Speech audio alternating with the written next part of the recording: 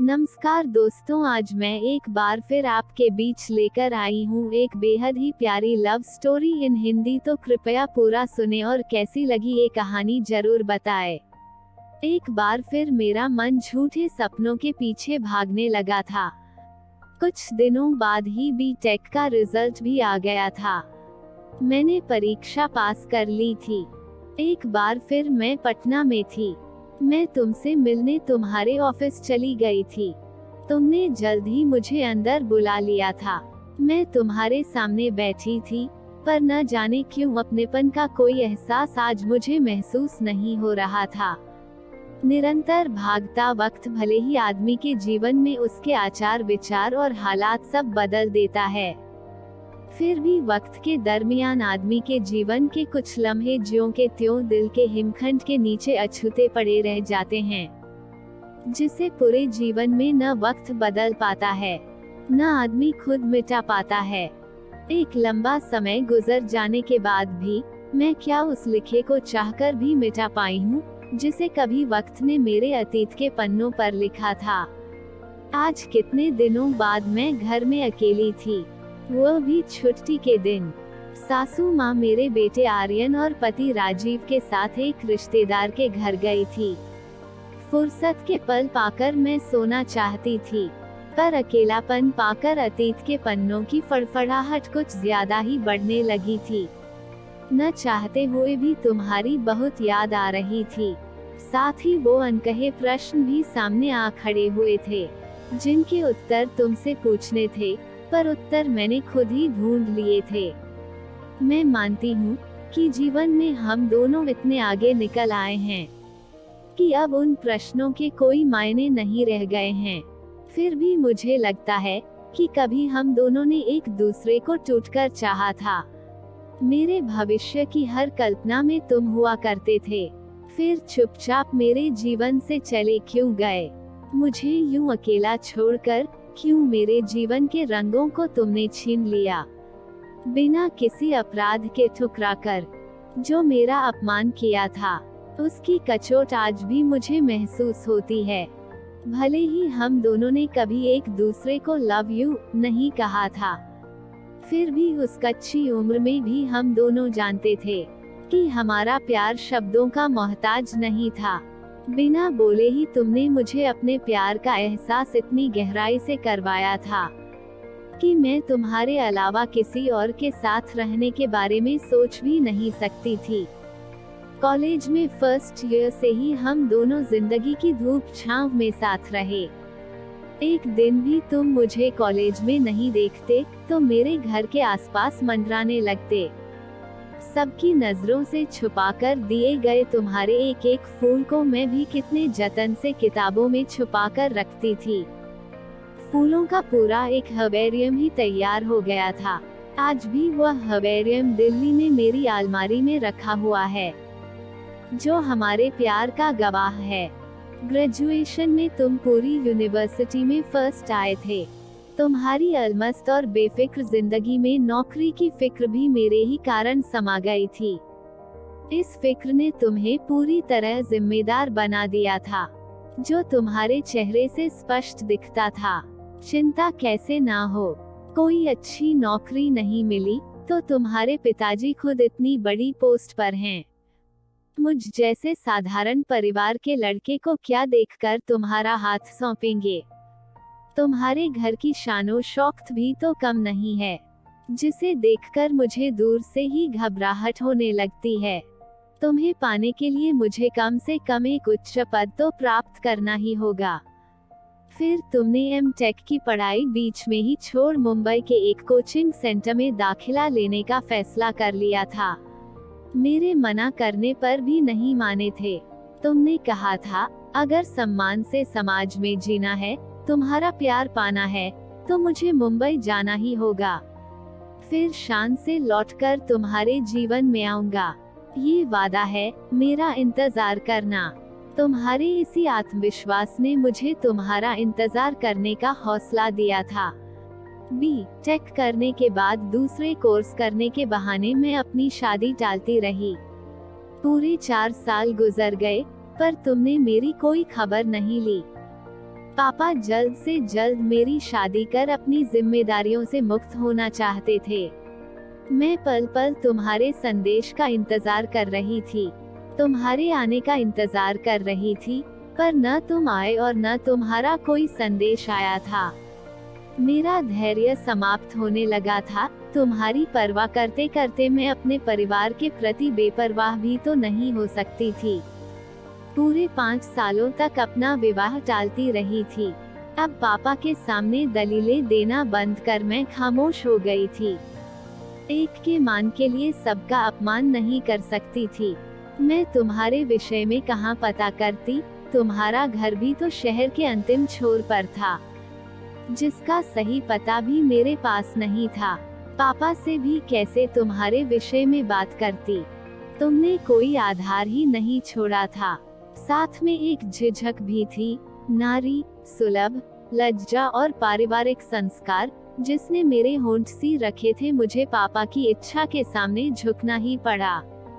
तुमने भले ही मुझे रुसवा कर अपमानित किया था, पर मैं अपने आचरण से पापा को अपमानित और दुखी नहीं कर सकती थी। इसलिए मुझे उनके द्वारा तय की गई शादी को स्वीकारना ही पड़ा। शादी की रस्में शुरू हो गई थीं। मैं दुल्हन थी, पर न चेहरे पर कोई खुशी थी, न मन में कोई उल्लास। आंखें रो रो कर फूल गई थीं, जिसे लोग मायका छूटने की व्यथा समझ रहे थे। नियति भी हमारे साथ न जाने कैसे कैसे खेल खेलती है। शादी में मात्र 4 दिन बाकी थे। तब राधा, जो कभी हमारी क्लासमेट हुआ करती थी, मुझे बताया कि आज ही तुमसे उसकी मुलाकात हुई है। तुम एक IAS अधिकारी बन गए हो और ट्रेनिंग समाप्त कर पटना लौटे हो। अपने पुराने सभी सहपाठियों से मिलना चाहते हो। ये सब सुनकर मैं स्तब्ध रह गई थी। इतने दिनों बाद खबर मिली भी तो तब, जब रस्मों रिवाज के साथ एक नए रिश्ते में बंधने की मेरी सारी तैयारी पूरी हो चुकी थी। दिल चाह रहा था कि अभी भी समय है, सारे बंधन तोड़कर तुम्हारे पास चली आऊं। तभी दिमाग ने दिल पर लगाम लगाई। ट्रेनिंग समाप्त होने के बाद तुमने खबर क्यों नहीं भेजी? पहले क्यों नहीं मिलने आए? सच कहूं तो उस समय घुटन असहनीय थी, पैर अवश हो गए थे। मैं धम से बिस्तर पर बैठ गई। तुम पर इतना बड़ा विश्वास कैसे कर लेती? अब तक के तुम्हारे आचरण ने मुझे घुटन, दर्द और अपमान के सिवा कुछ नहीं दिया था। तुमने अगर मुझसे अपने सारे संबंध तोड़ लिए थे, तो साफ साफ मुझे बताया होता। तुम्हारे प्यार का भ्रम ही टूट जाता। तुम्हारी चुप्पी को हाँ समझकर अब मैं अपने जन्मदाता के अपमान और कलंक का कारण नहीं बन सकती थी। दोनों कुल को कलंकित नहीं कर सकती थी। मन की गति भी कितनी विचित्र होती हैं, जिसके बिना जीने की कल्पना तक नहीं की थी, जिसके साथ भविष्य के अनगिनत सपने बुने थे। मैंने उसी की सारी यादों को रद्दी पेपर की तरह लपेटकर शादी के हवन कुंड में डाल एक अजनबी के साथ कदम से कदम मिलाकर 7 फेरे ले पूरी निष्ठा से उसके साथ जीवन में आगे बढ़ गई थी। ससुराल आकर मैं सामान्य रूप से रस्मों रिवाज और कर्तव्यों का पालन सही ढंग से करने की कोशिशें कर रही थी, पर मन था कि तुम्हारे ही सपने देखने लगता। राजीव के स्थान पर मन में तुम ही नजर आते, ये जानते हुए कि जीवन अपनी ही बनाई शर्तों पर चल रहा है। तुम्हारे विषय में सोचना व्यर्थ है। धीरे धीरे 2 वर्ष गुजर गए। इन सालों में मेरे जीवन में ढेर सारे परिवर्तन आए। वैसे भी शादी के बाद लड़कियों के जीवन की दिशा और दशा दोनों ही बदल जाती है, जो उसे प्रलय को भी झेलने की शक्ति देती है। नए परिवेश में नए लोगों के साथ सामंजस्य बैठाने की चेष्टा में उसका पूरा व्यक्तित्व ही बदल जाता है। उसमें पहले से भिन्न एक नई आत्मा का प्रवेश हो जाता है, जिसमें उसके जीवन की हर पुरानी बात अतीत की परछाई मात्र रह जाती है। वैसे भी समय की गति इतनी तेज होती है कि जीवन के हर विनाशकारी तत्वों को अपने साथ बहा ले जाती है। तब होती है एक नए सुबह की शुरुआत, एक नई दुनिया का आवाहन। मैं भी एक नए सुबह में व्यस्त हो गई थी। इन गुजरे बरसों में मेरे तमाम अनसुलझे अनकहे सवालों के जवाब भले ही नहीं मिले, पर एक परिवर्तन जरूर मेरे अंदर आया। मैं राजीव से धीरे धीरे बहुत प्यार करने लगी। जब मेरे अंदर किसी नए मेहमान के आने का आगाज हुआ, अपने अंदर उसके दिल की धड़कनें सुनाई देने लगी। सारी विनाशकारी सोच समाप्त हो गई। उसके आने के उत्साह से खुद ब खुद तुम्हारी यादों पर धूल जमने लगी। मेरा जुड़ाव इस घर में रहने वाले लोगों से हो गया। इस घर के हर सुख दुख से मैं इस कदर जुड़ गई थी कि यहाँ की हर वस्तु मेरी अपनी हो गई थी। यहाँ से जितना अपनापन बढ़ रहा था, तुमसे उतना ही परायापन बढ़ने लगा। सच कहूँ तो तुमसे मोहभंग हो गया। राजीव भी मुझे बहुत प्यार करने लगे थे, भरपूर मान सम्मान देते थे। मैं खुश थी कि वह मेरे माता पिता की कसौटी पर भी खरे उतरे थे। इसलिए मेरे मायके वाले भी मेरा सुख देखकर सुखी थे। बस एक ही बात मन में हमेशा उमड़ती घुमड़ती रहती थी कि एक बार तुमसे आमने सामने आकर अपने अनसुलझे प्रश्नों के उत्तर पूछूं तुमसे कि मुझे यूं रुस्वा करने का कारण क्या था। वह मौका भी मुझे मिल ही गया था जब मैं पीएचडी की लिखित परीक्षा पास कर इंटरव्यू देने दिल्ली गई थी। इंटरव्यू बोर्ड में तुम भी थे। पहले से ही मैं काफी नर्वस थी। सामने तुम्हें बैठे देख मेरा मन और भी घबरा गया था, पर तुम पहले की तरह ही संकुचित और खामोश बैठे मुझे देख रहे थे।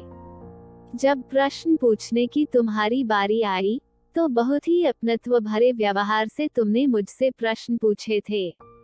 एक बार तो मुझे ये भी लगा कि तुम मेरी सहायता करना चाह रहे हो, फिर तो मैं ज्यादा देर तक तुमसे नाराज नहीं रह पाई थी। मुझे तुम्हारा वहाँ होना अच्छा लगने लगा। इंटरव्यू के बाद जब मैं बाहर निकलकर कैंपस में बने बेंच पर आकर बैठी, तो दिल की धड़कनों पर काबू रखना मुश्किल हो रहा था। अभी जो आत्मीयता इंटरव्यू के दौरान महसूस हुई थी, वो बरसों पहले हम दोनों के बीच की आत्मीयता की याद दिला गई। अभी मैं उलझन में ही थी कि तुम्हारा ड्राइवर आकर मुझसे बोला था, मुझे साहब ने भेजा है, चलिए आपको घर छोड़ दूं। दूर खड़े तुम मुस्कुरा रहे थे। तब मुझे लगा था कि मैं गलत नहीं थी। तुम अब भी मुझे प्यार करते हो, मेरा साथ चाहते हो। मुझे खुद को खास होने का आभास होने लगा था। उतनी ही शिद्दत से तुम्हारे प्यार को खो देने का मलाल भी हुआ था। एक चुंबकीय शक्ति मुझे तुम्हारी ओर खींचने लगी थी। मेरी बरसों की शांति भंग हो गई थी। एक बार फिर मेरा मन झूठे सपनों के पीछे भागने लगा था। कुछ दिनों बाद ही पीएचडी का रिजल्ट भी आ गया था। मैंने परीक्षा पास कर ली थी। एक बार फिर मैं दिल्ली में थी। मैं तुमसे मिलने तुम्हारे ऑफिस चली गई थी। तुमने जल्द ही मुझे अंदर बुला लिया था। मैं तुम्हारे सामने बैठी थी, पर न जाने क्यों अपनत्व का कोई एहसास आज मुझे महसूस नहीं हो रहा था। आईएएस ऑफिसर बन जाने की शालीनता तुम्हारे चेहरे से झलक रही थी। तुम पहले से काफी स्मार्ट नजर आ रहे थे। मुझे देख बेचैनी से पहलू बदलते हुए तुमने कहा था, तुम्हारा पीएचडी में एडमिशन हो गया। ये जानकर बहुत खुशी हुई। तुम्हें मेरी हार्दिक बधाई। तुम ज्वाइन करने की तैयारी करो, मुझे एक काम से जाना है। तुम उठ गए थे। मैं भी तुम्हारे साथ बाहर आ गई थी। मैं घर लौट आई थी। मुझे आभास हो गया था कि इधर कुछ दिनों से जो मैं सोच रही थी, वो मेरा भ्रम मात्र था। समय के साथ अब तुम्हारी सोच शायद बदल गई थी। कम उम्र का प्यार तुम्हारी नजरों में अब शायद बचपना था, जिसमें कोई गहराई नहीं थी। अब तुम्हारी सोच परिपक्व हो गई थी। इसलिए तुम्हारा मुझे आज की तरह छोड़कर चले जाना ही सत्य था। बाकी सब नजरों का धोखा, बदलते परिवेश में तरुणाई का बचपन वाला प्यार, तुम्हारी नजरों में शायद नासमझी और पागलपन साबित हुआ था। तभी सब कुछ तुमने आसानी से भुला दिया। घर आई तो आर्यन दौड़कर मुझसे लिपट गया। उसकी आवाज से मेरे मन के सोए हुए तार झनकृत हो गए। उसे सीने से लगाकर मैं रो पड़ी थी। रोने का कारण नहीं समझने पर भी राजीव ने आगे बढ़कर मुझे संभाल लिया था। मैंने अपना सिर राजीव के सीने पर टिका दिया था। लंबे झंझावातों के बाद एक गहरी शांति का अनुभव हुआ। मुझे अपने सारे प्रश्नों के उत्तर जैसे मिल गए थे। अब यही सत्य था, यही मेरी दुनिया थी, यही मेरा प्यार था। बाकी सब भ्रम मात्र। तभी कॉल बेल की आवाज से मेरी नींद्रा भंग हो गई। अतीत के पन्ने खुद ब खुद सिमटकर बंद हो गए। मन यथार्थ को टटोलता उससे जुड़ने लगा था। शायद घर के लोग वापस आ गए थे। खुश तो वो रहते हैं जो जिस्मों से मोहब्बत करते हैं, क्योंकि रूह से मोहब्बत करने वालों को अक्सर तड़पते ही देखा। दोस्तों, आशा करती हूँ कि आपको कहानी पसंद आई होगी और काफी कुछ सीखने और समझने के लिए मिला होगा। अगर वीडियो पसंद आया है तो वीडियो को लाइक करें, अपने दोस्तों को शेयर करें और ऐसी ही वीडियो देखने के लिए चैनल को सब्सक्राइब जरूर करें और बेल आइकॉन को प्रेस करें ताकि आपको हर वीडियो का नोटिफिकेशन मिलता रहे। धन्यवाद।